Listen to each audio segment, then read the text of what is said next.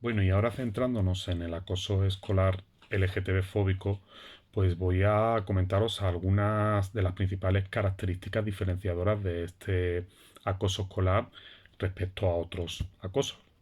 Esto no significa que sea un acoso que las personas que lo sufren pues sea mayor ni nada parecido, ¿no? Sino simplemente que tiene sus características y a la hora de trabajar el acoso escolar LGTB fóbico pues tendremos que tenerlo en cuenta. La primera característica es que el acoso escolar LGTB fóbico no pensemos que afecta solamente al colectivo LGTBI, sino que afecta a todas las orientaciones e identidades sexuales. Personas que son percibidas o representadas fuera de los patrones de género normativo, aunque sean, por ejemplo, heterosexuales o cisexuales, pues también sufren el acoso escolar LGTB fóbico. ¿Vale? Entonces, esa sería una de las primeras características, ¿no? Que no es un acoso específico del colectivo LGTBI. Después, el temor a sufrir discriminación homofóbica, este temor no afecta solamente a las personas LGTB, sino también a las personas que apoyan a estas personas que sufren por este motivo, ¿no? Es lo que se llama el efecto contagio, ¿no? Una persona que está sufriendo del colectivo o que parece del colectivo acoso escolar LGTB fóbico, cualquier otra persona que le ayude, pues enseguida pues se le asocia el mismo estigma por el que está sufriendo la persona del colectivo LGTBI acoso, ¿vale? Esto no pasa con otros acosos escolares para que lo entendamos.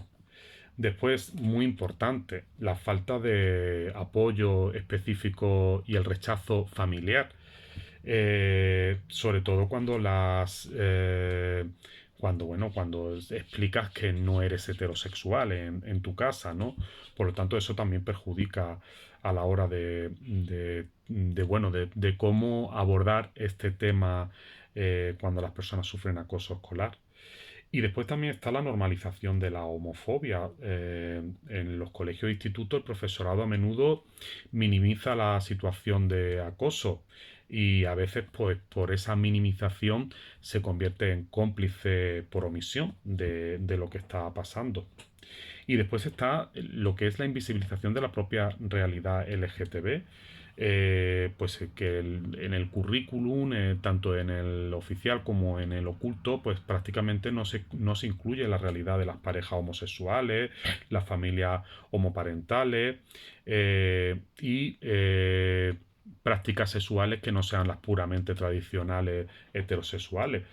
Bueno, pues este es el fenómeno que produce la heteronormatividad y que influye en que la persona que sufre acoso escolar pues se sienta sobre todo más aislada y más rechazada que en otras situaciones de acoso escolar. Mm, Hay una pregunta que nos podemos hacer. ¿Existen gays, lesbianas, bisexuales y trans en los centros educativos, no? Pues es una pregunta que parece absurda, ¿no? Pero que la heteronormatividad y la cisnormatividad nos lleva a tener que ponerle datos y cifras a esta cuestión. Bueno, pues os voy a dar cifras estimadas, ¿no? En función de los estudios, ¿no? Que existen, ¿no? Por ejemplo, el estudio que hizo Kogan en el año 2015 dice que existe una prevalencia estimada de alumnado trans en las aulas de aproximadamente 1,6 entre 1000. ¿Eso qué quiere decir? Pues que en el 60% de los centros educativos de secundaria de la Comunidad Autónoma de Madrid, que fue donde se hizo el estudio, puede haber un alumno, un alumne o una alumna trans. La cifra de alumnos que se identifican con una orientación afectivo sexual no heterosexual puede alcanzar hasta la cifra del 15,1% del alumnado. ¿Vale? Estos datos son interesantes y, bueno, aunque se refieren principalmente a la Comunidad Autónoma de Madrid, pueden ser extrapolables a otros territorios como por ejemplo Melilla. En Melilla hemos hecho estudios posteriores a este, en concreto uno en el año, en el curso 2017-2018. Y al final salen unos datos parecidos a estos, ¿no? En los institutos de Melilla aproximadamente entre un 10 y un 15% del alumnado no se identifica con una orientación sexual heterosexual, ni necesariamente con la cisexualidad o con ser considerados eh, necesariamente heterosexuales o cisexuales, ¿vale? Bueno, también hay que decir que hay a pesar de estos datos, hay un considerable amplio volumen de personas LGTB que no salen del armario durante la adolescencia y durante su etapa educativa, y que probablemente este número pues sea el mayor. También de acuerdo con ese estudio, el 32% del alumnado de la ESO, en ese momento los PCPI, la FP básica, considera que las personas LGTB son discriminadas en los institutos. El 31% de las personas lesbianas, gay y bisexuales se sentían discriminados en su centro. El 5% del alumnado LGB declaró haber sufrido agresiones físicas basadas en su orientación sexual. El 7% del alumnado encuestado declaró haber presenciado agresiones físicas LGTB-fóbicas. Más del 59% del alumnado encuestado presenció agresiones verbales LGTB-fóbicas.